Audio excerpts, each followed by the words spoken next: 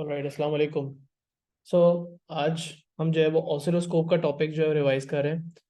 ठीक है, previously it was a whole chapter known as introductory electronics, but उसके अंदर से सब कुछ रिमूव हो गया, सिर्फ ऑसिलोस्कोप वाला पार्ट रह गया, तो हम उसको डिस्कस करेंगे। सो ऑसिलोस्कोप एक डिवाइस है जो आपको वोल्टेज मेजर करने में हेल्प करता है, and specifically it helps you measure the voltage with respect to time. So अगर वोल्टेज में कोई चेंजेस भी आ रहे हो तो उसको भी आपको वो मेजर करने में हेल्प करता है। सबसे पहले हम ये समझेंगे कि ऑसिलोस्कोप जो है वो वर्क कैसे करता है, उसकी थोड़ी सी basic working. So we need to understand कि कैथोड रेज क्या होती हैं और वो कैथोड रेज प्रोड्यूस कैसे होती हैं। Give me a minute.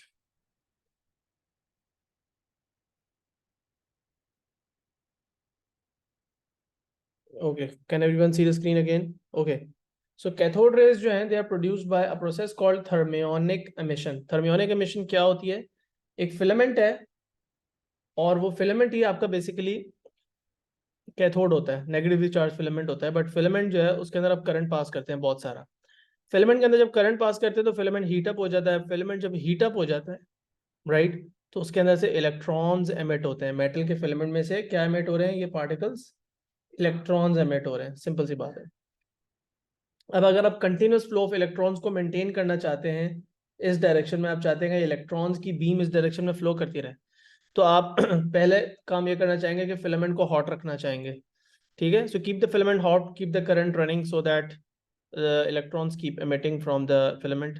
Second number पे एक बहुत हाई पॉजिटिव पोटेंशियल आपको देना पड़ेगा, मतलब कि यहाँ से लेके यहाँ तक आपको एक पॉजिटिव और नेगेटिव चार्ज, एक बहुत अच्छी सी इलेक्ट्रिक फील्ड प्रोड्यूस करनी पड़ेगी, ताकि इलेक्ट्रॉन्स पे इस डायरेक्शन में फोर्स लगे और इलेक्ट्रॉन्स जो है वो इस डायरेक्शन में एक्सेलरेट करें। सही है, तो हम जो है वो एक बहुत हाई पोटेंशियल डिफरेंस, एक बहुत हाई वोल्टेज रखते हैं इधर और इधर के बीच में, ताकि सारे इलेक्ट्रॉन्स इस तरफ भागें। तीसरी चीज, हम बहुत लो गैस प्रेशर लगते हैं। इन अदर वर्ड्स हम वैक्यूम क्रिएट करें। वैक्यूम क्रिएट करने का फायदा ये है कि ताकि इलेक्ट्रॉन्स जब यहाँ से यहाँ फ्लो करें तो उनको कोई रेजिस्टेंस ना फील हो, कोई एयर रेजिस्टेंस, कोई ड्रैग ना हो, and they don't lose their energy. ठीक है, अब ये जो बीम ऑफ इलेक्ट्रॉन्स होती है, beam of negatively charge particles, the electrons, is called a cathode ray. ठीक है, CRO, cathode ray oscilloscope, is the device that we are going to learn about today. Structure of CRO और diagram of CRO अब आपके syllabus का part नहीं है। ठीक है, डायग्राम जो है वो आपका पार्ट नहीं है, but still we are just going to quickly go over this very quickly, ताकि समझ सकें कि हो क्या रहा है सीआरओ के अंदर। तो सीआरओ के अंदर वो जो फिलामेंट था जहां से इलेक्ट्रॉन्स एमिट हो रहे थे, वो कहाँ है? Can you see it? This right here is the filament. इस फिलामेंट के अक्रॉस आप ऐसे करके एक ऑल्टरनेटिंग सप्लाई जो है वो करंट इसके अंदर से पास करते हैं, इसके अंदर से यूं करंट फ्लो करता है और इस फिलामेंट में से इस डायरेक्शन में इलेक्ट्रॉन्स एमिट होते हैं। अब होता क्या है कि हम जो है वो फिलामेंट के साथ एक और टर्मिनल कनेक्ट करते हैं, और इसका क्या कहते हैं, नेगेटिव टर्मिनल जो है वो इस फिलामेंट के साथ कनेक्ट होता है, ये वाला, और इसका जो पॉजिटिव टर्मिनल होता है इस पीडी का, वो इस एनोड के साथ कनेक्टेड होता है। तो ये जो सिलेंड्रिकल पीस है, इसे आप एनोड कहते हो, जो कि पॉजिटिवली चार्ज है, और जो कैथोड इटसेल्फ है वो नेगेटिवली चार्ज है। कैथोड खुद क्या है? नेगेटिवली चार्ज है। तो ये हमारा पोटेंशियल डिफरेंस है, जिसका ये है नेगेटिव टर्मिनल और ये है पॉजिटिव टर्मिनल, और ये बहुत हाई वोल्टेज है। ये वही हाई पोटेंशियल है जिसका इधर जिक्र हो रहा था। ये वही हाई पोटेंशियल है जिसका यहाँ पे जिक्र हो रहा था, जिसकी वजह से इलेक्ट्रॉन्स एक्सेलरेट करेंगे away from the filament itself. तो ये जो वोल्टेज है, इसकी वैल्यू अगर आप नोटिस करो तो लिखी हुई है कितनी? 1 किलो वोल्ट, 1000 वोल्ट की रफली ये वैल्यू है, जिसकी वजह से क्या होगा कि सारे इलेक्ट्रॉन्स जो हैं वो इस तरफ अट्रैक्ट होंगे एनोड की तरफ naturally, because they are negatively charge, and anode is cylindrical with a small hole in it. तो होता क्या है कि जब इसमें से इसकी तरफ इलेक्ट्रॉन आते हैं तो इलेक्ट्रॉन्स क्योंकि जरा हैphazardly एक बहुत वाइड सी और एक स्कैटर्ड सी बीम होती है, वो इस सिलेंड्रिकल एनोड के छोटे से होल गुजरने के बाद एक नैरो कैथोड रे में कन्वर्ट हो जाती है। So you kind of call it, this whole arrangement of these three things is called an electron gun, क्योंकि एक तरह से यहाँ से इलेक्ट्रॉन्स आप फायर कर रहे हो इस डायरेक्शन में। अब इलेक्ट्रॉन्स को आप गुजारते हो टू सेट्स ऑफ प्लेट्स के अंदर से, एक होती हैं हमारी एक्स प्लेट्स और एक होती है हमारी वाई प्लेट्स। जो प्लेट्स हॉरिजॉन्टल है ना, ऊपर और नीचे जो ऐसे प्लेट्स लगी हुई हैं, इनको कहते हैं वाई प्लेट्स या वर्टिकल डिफ्लेक्शन प्लेट्स। एसेंशियली ये एक ऐसी इलेक्ट्रिक फील्ड क्रिएट करती है जिससे हमारे इलेक्ट्रॉन्स या तो नीचे की तरफ डिफ्लेक्ट हो सकते हैं या ऊपर की तरफ डिफ्लेक्ट हो सकते हैं, हेंस हम कहते हैं वर्टिकल डिफ्लेक्शन प्लेट्स। ठीक है, अगेन ये स्ट्रक्चर तुम लोग के सिलेबस का पार्ट नहीं है, बट मैं बहुत क्विकली समझा रहा हूँ ताकि हम जो है वो समझ सकें कि एक्चुअली हमारे सीआरओ के अंदर हो क्या रहा है। हमें सिर्फ सीआरओ के यूजेस पढ़ने, और ये वाली जो प्लेट्स है themselves are vertical but we call them horizontal deflection plates or X plates because either they will make the electrons deflect towards the left or towards the right। ठीक है, तो इलेक्ट्रॉन्स को इन प्लेट्स के अंदर से गुजारा जाता है, and depending on the voltage applied to these plates, electrons जो है वो, अगर तो इनमें कोई वोल्टेज अप्लाई नहीं हुआ तो इलेक्ट्रॉन आके स्क्रीन को हिट करेंगे। स्क्रीन को हम कहते हैं फ्लोरेसेंट स्क्रीन या सिंटिलेटिंग स्क्रीन। मतलब स्क्रीन में जब आके इलेक्ट्रॉन हिट करते हैं तो यहाँ पे ब्राइट स्पॉट बनता है, और ये वो स्क्रीन होती है सीआरओ की जिसपे ग्रिड बनी हुई होती है सीआरओ की, और इस स्क्रीन को हम यूज कर रहे होते हैं। ठीक है, as are basically this is the screen that we use for taking the readings, but उसके पीछे जो सारा डिजाइन है वो आपके सिलेबस का पार्ट नहीं है, पहले हुआ करता था। तो अब जो है क्या हो रहा है कि इलेक्ट्रॉन की बीम जब यहाँ के हिट करती है तो वहां पे वो ब्राइट स्पॉट बनाती है। अब अगर इलेक्ट्रॉन डिफ्लेक्ट होकर ऊपर आके हिट करेंगे तो ब्राइट स्पॉट यहाँ बनेगा, अगर इलेक्ट्रॉन नीचे जाके हिट करेंगे तो ब्राइट स्पॉट यहाँ बनेगा, अगर इलेक्ट्रॉन लेफ्ट की तरफ डिफ्लेक्ट करेंगे तो ब्राइट स्पॉट यहाँ बनेगा, राइट की तरफ डिफ्लेक्ट करेंगे तो ब्राइट स्पॉट यहाँ बनेगा। ठीक है, अगर इलेक्ट्रॉन ऊपर नीचे दोनों तरफ डिफ्लेक्ट हो रहे हैं तो वर्टिकल लाइन बनेगी, अगर इलेक्ट्रॉन जो है वो हॉरिजॉन्टली दोनों तरफ डिफ्लेक्ट हो रहे हैं तो एक हॉरिजॉन्टल लाइन बनेगी, ब्ला ब्ला ब्ला। ठीक है, और अगर दोनों चीजें कर रहे हैं इलेक्ट्रॉन तो यहाँ पे हो सकता है इस तरह एक वेवी लाइन भी बन जाए। ठीक है, तो ये इलेक्ट्रॉन्स के सारे कंपोनेंट्स हैं जिनके यहाँ पे फंक्शंस लिखे हुए हैं, and you can obviously go through it just for your own understanding, but we are going to move forward and look at the actual picture of the front part of the CRO. So वो जो screen थी वो ये रही, और screen आप लोग सब लोग जो स्कूल वाले हो वो लैब में इसको 2-3 दफा एक चीज देख चुके हो। ये जो है वो सीआरओ है जहाँ पे इस तरह आके ग्रीन कलर का स्पॉट क्रिएट हो रहा था। ठीक है, अब सीआरओ का जो डिस्प्ले है उसको समझना और इसकी सेटिंग्स को समझना है, मेन काम ये है। अब यहाँ पे हजारों बटन लगे हुए हैं, you just need to understand one simple thing कि इनमें से यहाँ पे आप अपना इनपुट कनेक्ट कर दोगे, मतलब एक जो वोल्टेज है, वोल्टेज की जो सप्लाई है उसका इनपुट यहाँ पे कनेक्ट हो जाएगा। ठीक है, बहुत सारी जगह लगी हुई है बट यहाँ पे आप अपना इनपुट कनेक्ट कर दोगे। ठीक है, अब यहाँ पे बहुत सारी सेटिंग्स है छोटी छोटी, but you need to be just able to understand the settings of Y gain and time base. ये दो सेटिंग्स समझ जाओ तो आपका काम हो जाएगा। And additionally there is 2 more settings, इनको हम कहते हैं वाई शिफ्ट और एक्स शिफ्ट। ये भी कभी कभार आप यूज कर सकते हो, but most importantly you need to just understand these and that's about it. ठीक है, तो भाई इस स्क्रीन पे आपको ग्रिड नजर आ रही है, so essentially the screen looks like a graph paper, and since it's a graph paper you must know कि इस ग्राफ पेपर का एक्स एक्सिस और वाई एक्सिस क्या रिप्रेजेंट कर रहा है। तो याद रखना कि इस ग्राफ का जो एक्स एक्सिस है वो टाइम को रिप्रेजेंट करता है।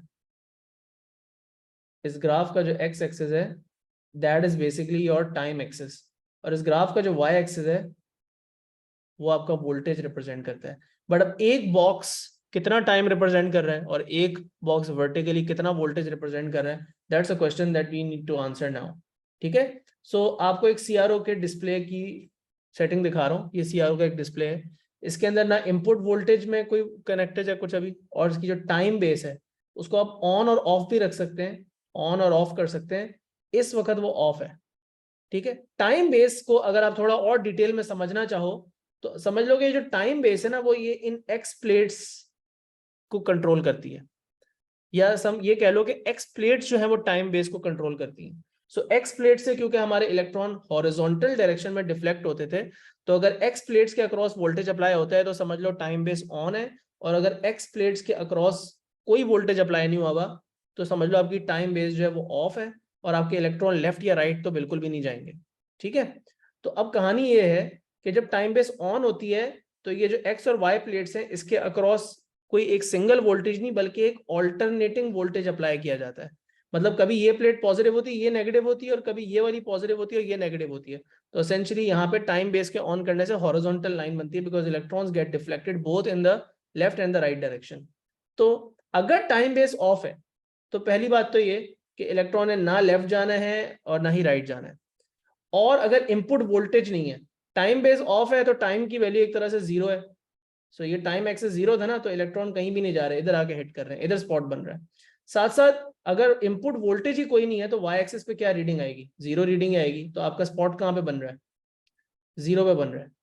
ठीक है। अच्छा, अब सपोज करो कि आपने इसको भी ये सेटिंग रखी है, दोनों सेटिंग रखी, लेकिन आपका स्पॉट यहाँ आ रहा है, तो आप क्या करोगे?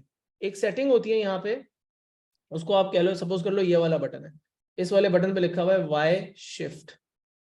इसको आप थोड़ा सा घुमाओगे और अगर वो स्पॉट नीचे बना हुआ है तो ये स्पॉट को खींच के ऊपर ले आएगा। This is basically you are just calibrating your, you are essentially calibrating your screen before you actually take start to take readings from the screen.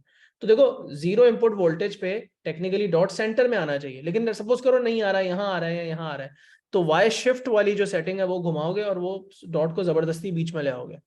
ठीक है, तो that's kind of part of the calibration. But हम फिर भी बहुत ज्यादा जरूरत से ज्यादा डिटेल में जा रहे हैं। खैर, तो टाइम बेस अगर ऑफ होगी तो ना ये लेफ्ट को मूव करेगा ना ये राइट को मूव करेगा, ये हॉरिजॉन्टल मूवमेंट कंट्रोल करता है, ये वर्टिकल एक्सेस को कंट्रोल करता है। तो अभी बिल्कुल बीच में।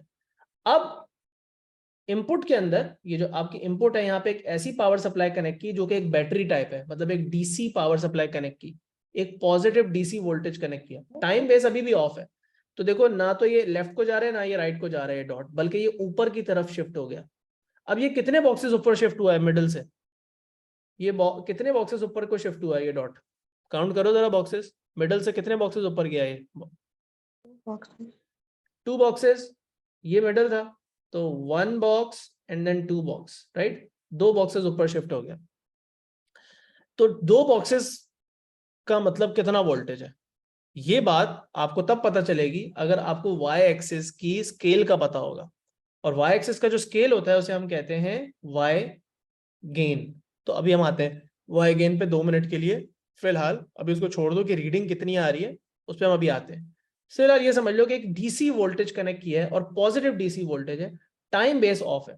अब अगर नेगेटिव डीसी वोल्टेज होगा, डीसी लेकिन नेगेटिव वोल्टेज, मतलब अगर आपने बैटरी पहले यूं करके कनेक्ट की हुई थी, अब उसी बैटरी को आप उल्टा करके लगा दो और उस बैटरी को अब यूं करके लगा दो, नेगेटिव डीसी वोल्टेज कनेक्ट कर दो, तो ये डॉट कहाँ चला जाएगा?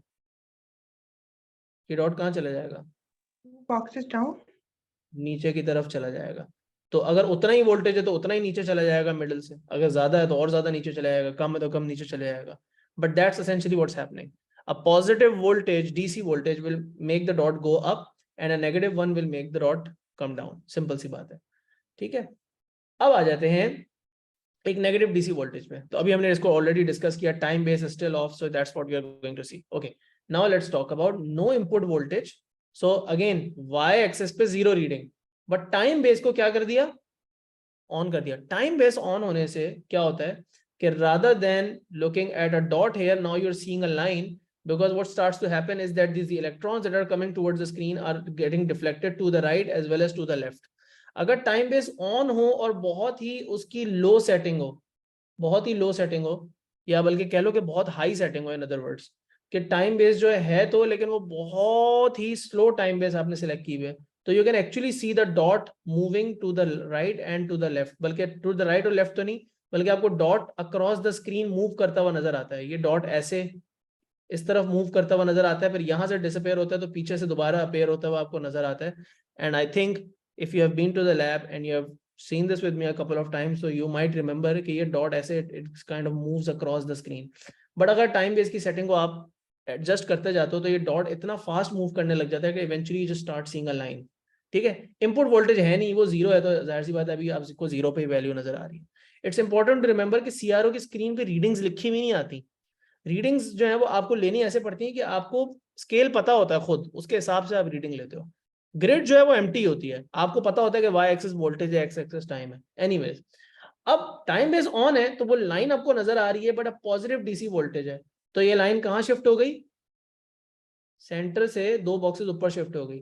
अब 2 बॉक्सेस शिफ्ट हो गया, दैट 2 बॉक्सेस शिफ्ट हो गई है, 3 बॉक्सेस शिफ्ट हो गई है, 4 बॉक्सेस शिफ्ट हो गई है, हाफ बॉक्स या 1.5 box, what ever, that depends on the value of this voltage. Okay, negative DC voltage होगा तो क्या होगा? वही लाइन नीचे आ जाएगी, राइट? अब हम देख रहे हैं टाइम बेस को दोबारा से ऑफ कर दिया, so there is no horizontal movement again, so it was just a dot, but now you can see a vertical line. That basically means कि अब ये जो डॉट है ये ऊपर और नीचे ऑसिलेट कर रहा है, मतलब इलेक्ट्रॉन्स जो है वो वाई प्लेट से अफेक्ट हो रहे हैं। और असल में क्या हुआ, हमने इनपुट में अब ऑल्टरनेटिंग वोल्टेज की सप्लाई लगा दी है। लाइक एसी जनरेटर होता है आपका, जैसे एसी जनरेटर होता है वो आपने कनेक्ट कर दिया। तो क्या होगा, टाइम बेस ऑफ किया और अगर एसी वोल्टेज है तो डिस्प्ले देखने में इस तरह का होगा। अब इसमें क्या हो रहा है कि ये रीडिंग 0 है और ये पहला बॉक्स है और ये दूसरा बॉक्स है, तो 2 बॉक्स तक इसकी पीक रीडिंग आ रही है, right. Now depending on the scale of the Y axis you can tell कि ये क्या रीडिंग है लाइक टॉप पे। और ये जो है वो एक तरह से -1 और ये -2 वाला बॉक्स है, ठीक है। तो ये 0 है, ये 2 बॉक्सेस ऊपर जाता है और 2 बॉक्सेस नीचे आते हैं, and that's why you see a vertical line. If it was a bigger AC voltage, अगर ये वोल्टेज थोड़ी सी इसकी वैल्यू बढ़ा दोगे तो हो सकता है ये 3 बॉक्सेस ऊपर और 3 बॉक्सेस नीचे लाइन और बड़ी हो जाए। इसकी वैल्यू और बढ़ा दो तो ये और लंबी लाइन इस तरह हो जाएगी, ठीक है। And then eventually it can go out of the screen as well, but then you will have to readjust your scale to actually see what the peak voltage is, ठीक है।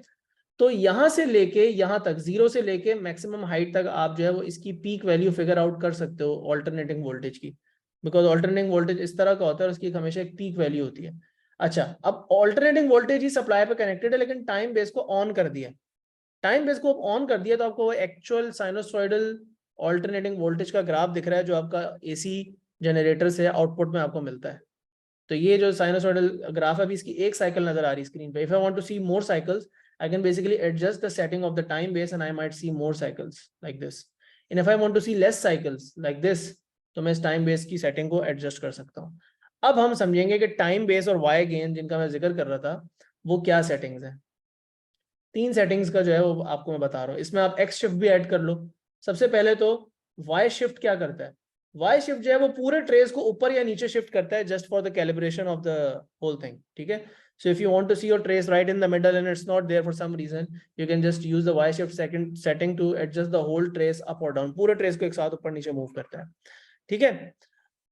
X shift जो होता है वो आधा घंटा,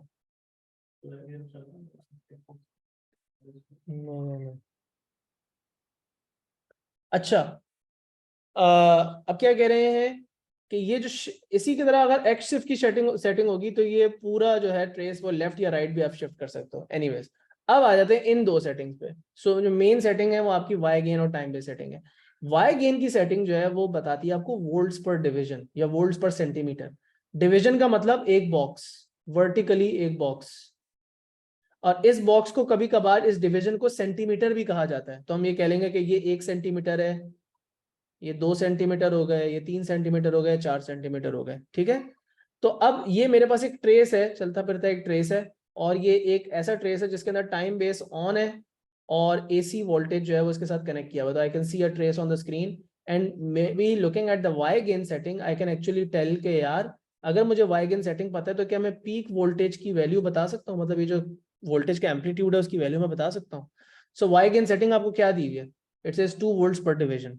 So basically each box vertically represents a value of 2 volts, which basically means कि यहाँ पे इस ट्रेस की पीक वोल्टेज की वैल्यू क्या होगी। पार्ट ए का आंसर एसेंशियली क्या होगा,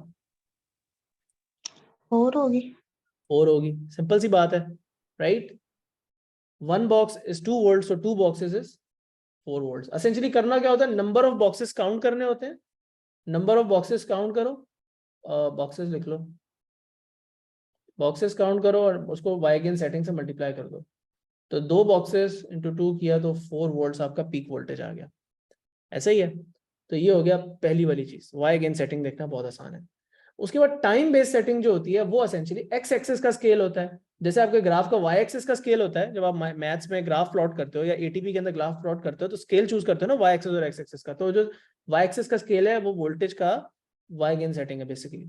अब जो आपकी टाइम बेस्ड सेटिंग है वो आपका एक्स एक्सिस का स्केल है। So it is the amount of time पर डिवीजन, मतलब कि सेकंड्स पर डिवीजन या मिली सेकंड्स पर डिवीजन या माइक्रो सेकंड्स पर डिवीजन में आपको बताएगा कि एक हॉरिजॉन्टल सेंटीमीटर जो है, ए वाला जो सेंटीमीटर है या एक बॉक्स जो है, एक डिवीजन, वो कितने सेकंड्स या कितने मिली सेकंड्स को आपको जो है वो रिप्रेजेंट कर रहा है।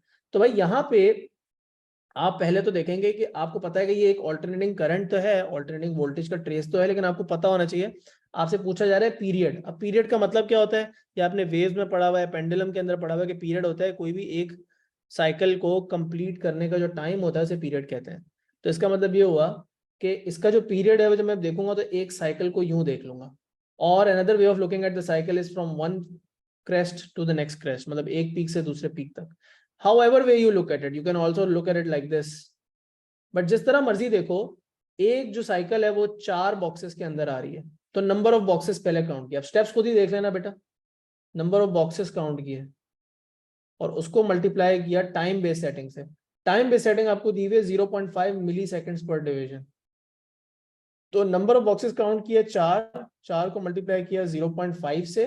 लेकिन याद रखो अब ये मेरा जो पीरियड आ रहा है वो 2 तो आ रहा है, बट ये टाइम की वैल्यू मैं बता रहा हूँ पीरियड की, कौन से यूनिट में बता रहा हूँ, ये कौन से यूनिट में मैं पीरियड की वैल्यू बता रहा हूँ, milliseconds. And everyone should know what milliseconds mean. Milliseconds में दिया हुआ है आपको टाइम, कभी कभार सेकंड्स में दिया हुआ होता है, कभी माइक्रो सेकंड में दिया हुआ होता है, बट मिली सेकेंड्स का मतलब क्या होता है? मिली का मतलब होता है 10 to the power -3, as in you will divide it by 1000 in order to get the answer in seconds, right? अब आ जाते हैं फ्रीक्वेंसी के ऊपर। ट्रेस का अगर आपको पीरियड पता है, जैसे वेव का आपको पीरियड पता होता है, तो उसकी आप फ्रीक्वेंसी भी निकालते हो। सो नंबर ऑफ साइकिल्स पर सेकंड अगर आपने निकालनी है तो वो आप कैसे निकालते हो? 1/पीरियड से।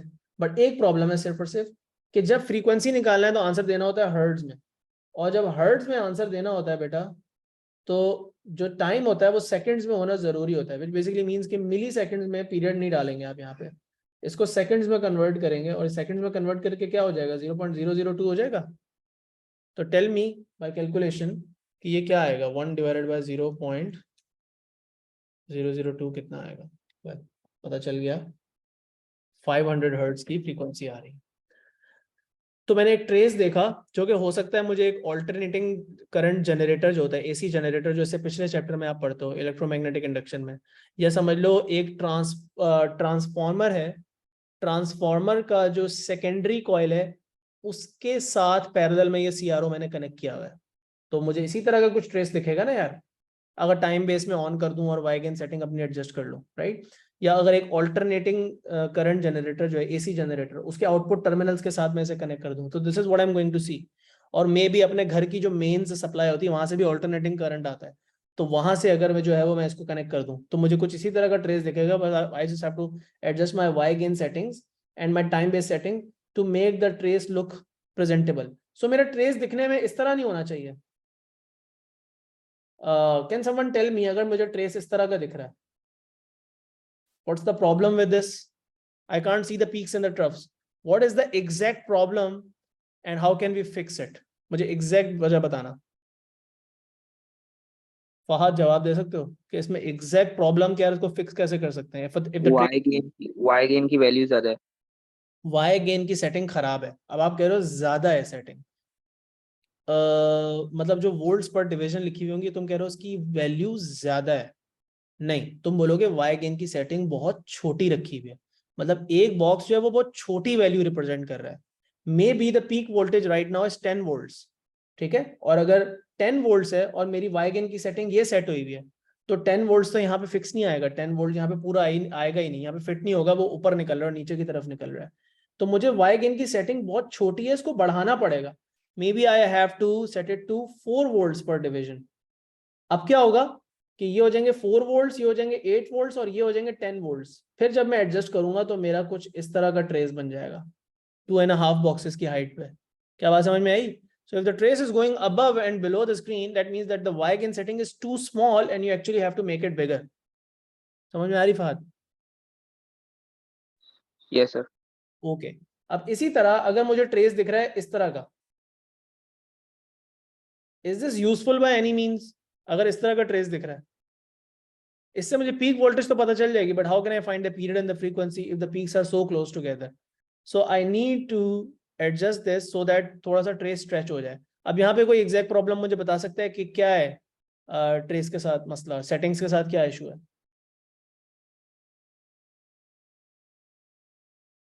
कौन सी सेटिंग के साथ इशू है और क्या इशू है? टाइम पीरियड नहीं बोलोगे महत, जो ट्रेस का जो मेरा इनपुट है उसका जो पीरियड है वो तो है पीरियड, आप पीरियड के साथ मसला नहीं बोलेंगे।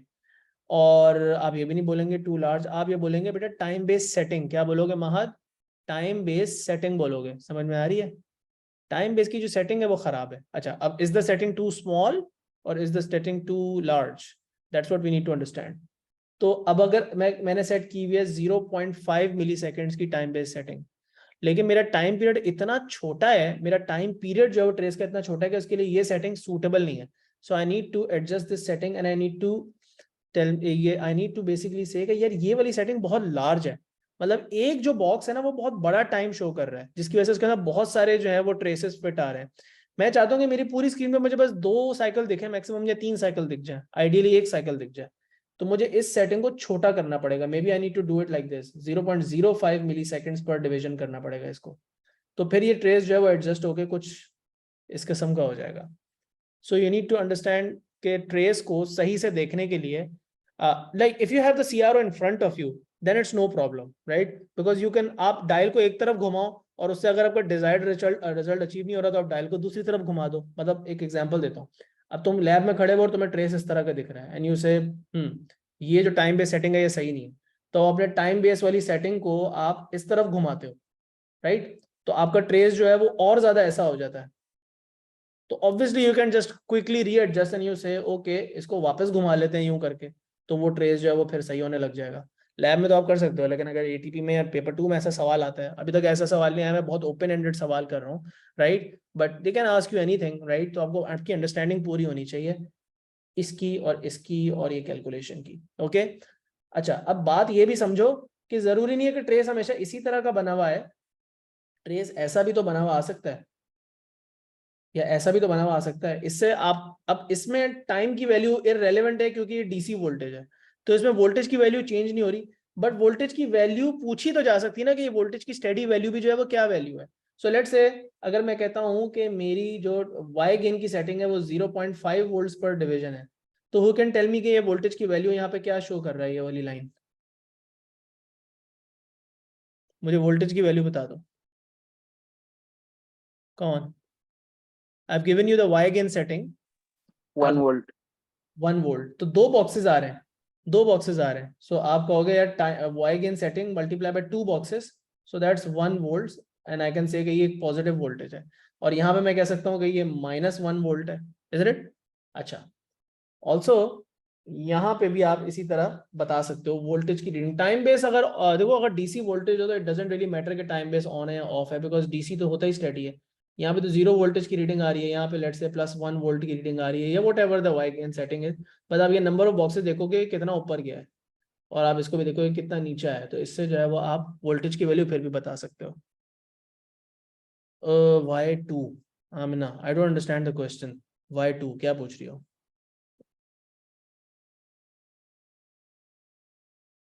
मतलब मैंने 2 से क्यों मल्टीप्लाई किया था? ओके बेटा, ये मेरी ट्रेस का, ये मेरे मेरे स्क्रीन का सेंटर ये है, तो ये 2 बॉक्सेस ऊपर गया हुआ है ना, ये लाइन सेंटर से, तो 2 boxes multiplied by the Y gain setting, right? So number of boxes थे वो जो 2 थे। अच्छा, एनीवेज, तो अब ये समझ गए।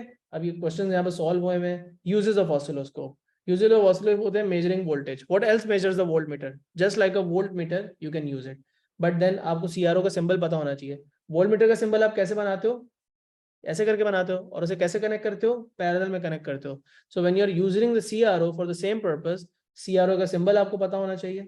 It looks like this, right? So you should be able to draw it और you should be able to recognise it, and you should know कि इसको पैरेलल में कनेक्ट करना है, just like a voltmeter, ठीक है? लेकिन इसका फायदा वोल्ट मीटर के मुकाबले में ये कि वोल्ट मीटर तो सिर्फ डीसी वोल्टेज को ही सही मेजर कर पाता है, ये एसी को भी मेजर करेगा, ठीक है? और हाई फ्रीक्वेंसीज पे उसकी आपको फ्रीक्वेंसी भी बता देगा, शॉर्ट टाइम इंटरवल्स मेजर करने में हेल्प करेगा।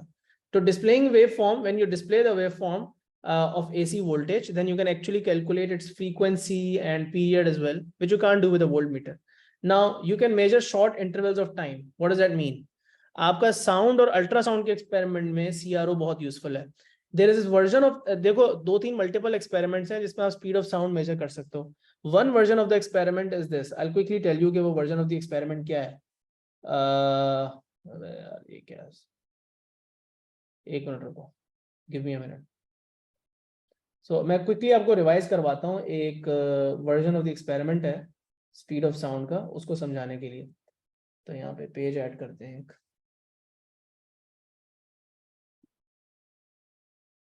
ओके। सो ये एक स्पीड ऑफ साउंड का एक्सपेरिमेंट,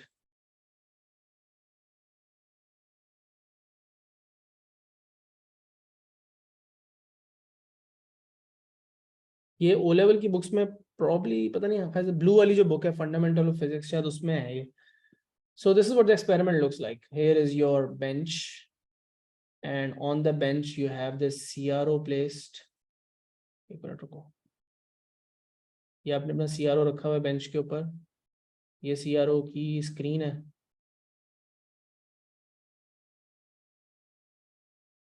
ओके, ये CRO के इनपुट्स लगे हुए हैं. ठीक है, ये CRO के इनपुट्स हैं, 2 इनपुट हैं, तो यहाँ पे मैं 2 माइक लगा सकता हूँ. एक माइक जो है वो मैंने यहाँ रखा हुआ है,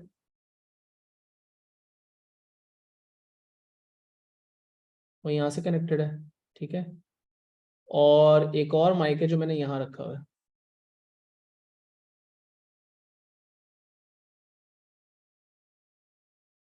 और इसको मैंने यहाँ से कनेक्ट किया हुआ है, तो मेरे CRO से 2 माइक कनेक्ट हुए हैं. ठीक है, अच्छा, ये मेरे CRO की बाकी सेटिंग्स हैं. ये टाइम बेस्ड सेटिंग हो गई, और ये मेरी वाईगेन सेटिंग हो गई, और वट एवर. ठीक है, बस ये दोनों सेटिंग्स ही मुझे चाहिए ना. ये मेरे CRO की सेटिंग्स है. अच्छा, होगा ये कि यहाँ पे मैं एक सोर्स ऑफ साउंड जो है वो रखता हूँ. सोर्स ऑफ साउंड ऐसी होनी चाहिए जो एक पल्सेटिंग, एक पल्स में साउंड प्रोड्यूस करे. तो पल्स में साउंड प्रोड्यूस करने के लिए let's say I have 2 blocks of would. I have 2 blocks of wood. What am I going to do to produce a sharp sound? I'm just going to bang them together. You bang the 2 pieces of wood together. What you have over here is a meter rule or a measuring tape.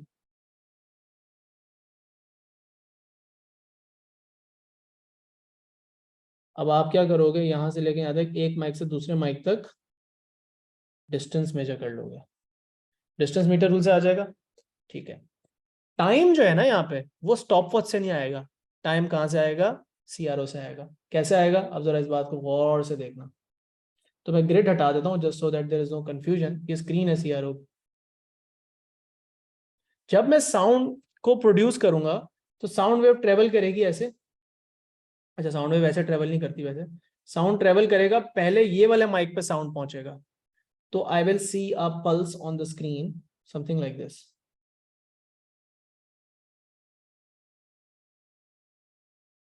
ऐसे ही होगा. अच्छा, उसके बाद वही sound यहां से पहुंचने के बाद, यहां पहुंचने के बाद जब वो साउंड यहां पहुंच जाएगा तो I will see another pulse on the screen, isn't it?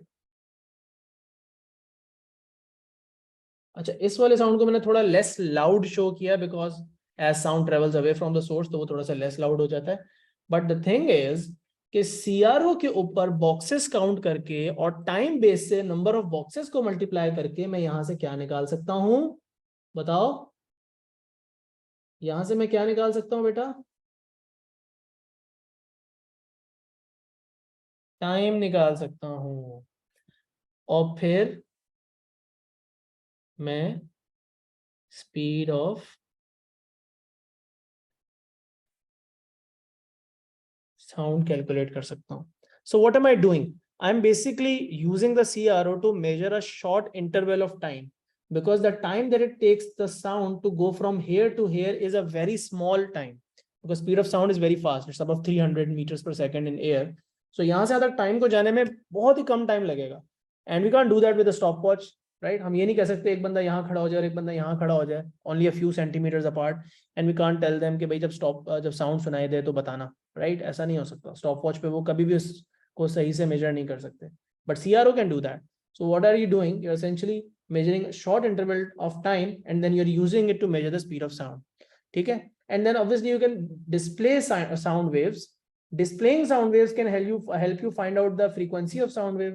ठीक है, अगर आप कोई साउंड वेव यहाँ पे प्ले करो और आपको इस तरह की जो है वो साउंड यहाँ पे सुनाई दे पूरी, तो आप साउंड वेव की फ्रीक्वेंसी और पीरियड और उसका एम्पलीट्यूड यहाँ से कैलकुलेट कर सकते हो. साउंड को कंपेयर कर सकते हो, ब्ला ब्ला ब्ला, बहुत सारे काम कर सकते हो.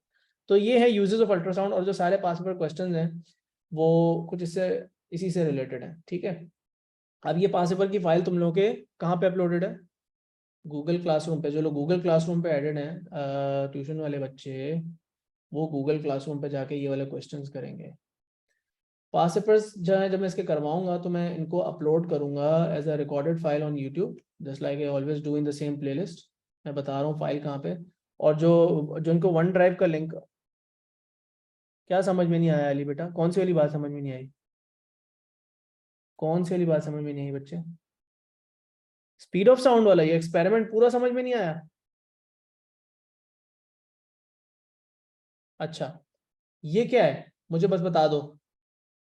अच्छा पहले बताओ ये क्या चीज़ है, व्हाट इज इट? अब एक एक वन वर्ड आंसर देना, लेकिन जल्दी जल्दी, अगर माइक खोल लोगे तो बेहतर है। ये क्या है?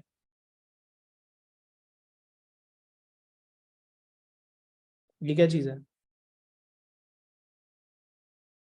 माइक। ये क्या है? ये दूसरा माइक है। जब दोनों पीसेस ऑफ वुड को आपस में विल क्लैप देम टुगेदर तो क्या होगा? साउंड प्रोड्यूस होगा, एक शार्प साउंड प्रोड्यूस होगा, जिसका एक पल्स यहाँ पे माइक्रोफोन शो कर सकता है सीआरओ के डिस्प्ले पे। ऐसा हो सकता है। अब पहले साउंड किस पे पहुंचेगा, 1 पे या 2 पे? 1 पे। तो ये 1 का साउंड यहाँ डिस्प्ले हो रहा है। वही साउंड जब 2 पे पहुंचेगा तो वो यहाँ पे डिस्प्ले हो रहा है साउंड। दोनों माइक्स के बीच में डिस्टेंस आप मीटर रूल से मेजर कर लोगे? डिस्टेंस यहाँ डाल दोगे, ये काम हो जाएगा। ओके, और ये टाइम कैसे आएगा? सीआरओ पे दोनों पल्सेस के बीच में बॉक्सेस काउंट करोगे। जैसे यहाँ पे टाइम कैसे कैलकुलेट किया था, यहाँ से लेके यहाँ तक, ये पीरियड कैसे कैलकुलेट किया था? बॉक्सेस काउंट किए थे 1 2 3 4। आपने कहा था 4 बॉक्सेस हैं और time based setting 0.5 milliseconds per division है, what ever the time based setting है, और उससे आपके पास टाइम की वैल्यू आ जाएगी। तो इसी तरह जब दो पल्सेस के बीच में नंबर ऑफ बॉक्सेस काउंट करोगे यहाँ से यहाँ तक, तो उनको टाइम बेस्ड सेटिंग से मल्टीप्लाई करोगे, जो आपने यहाँ पे टाइम बेस्ड सेटिंग रखी हुई होगी, ठीक है? उससे ये टाइम की वैल्यू आ जाएगी दोनों के यहाँ से लेकर यहाँ तक साउंड को पहुंचने में कितना टाइम लगा। टाइम आ जाएगा यहाँ से, टाइम और डिस्टेंस आ गया, इससे स्पीड ऑफ साउंड आ जाएगी। अब समझ में आ गया? ओके। तो मैं बेटा ये कह रहा था कि ये फाइल जो है ना, इसको प्रैक्टिस करो। अच्छा, इसमें कुछ क्वेश्चंस पिछले भी डले हुए हैं जो स्ट्रक्चर ऑफ सीआरओ वाले, करने का दिल करे कर लेना। नहीं, नेगेटिव वेगेटिव नहीं होगी बेटा, पॉजिटिव होगी। ये दोनों पल्सेस ऑफ साउंड है, ये एक पल्स है, ये कंटिन्यूस साउंड प्रोड्यूस नहीं हो रहा, ठीक है? तो नेगेटिव नहीं होगी, मतलब इस तरह का साउंड नहीं प्रोड्यूस हो रहा, बस एक पल्स। क्योंकि आपने बस वुड के ब्लॉक ऑफ वुड से बस एक दफा आपने बस एक क्लैप किया, सिंपल। एक क्लैप का साउंड इस तरह तो नहीं होता ना, एक क्लैप का साउंड बस यूं होता है, सिंपल। अच्छा, अब मेरी बात को जरा गौर से सुनो बेटा। ये जो क्वेश्चंस हैं इनको करना है।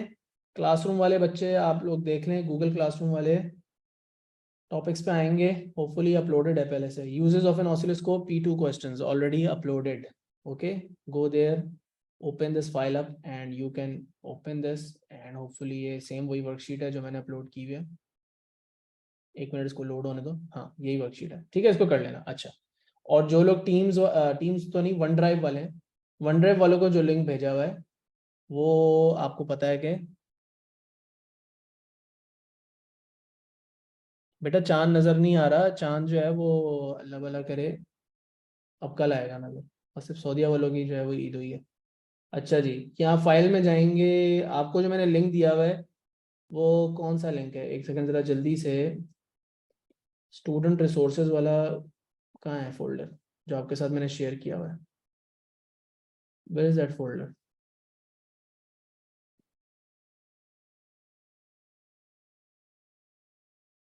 वो फोल्डर कहाँ चला गया तुम लोगों के साथ मैंने शेयर किया हुआ है?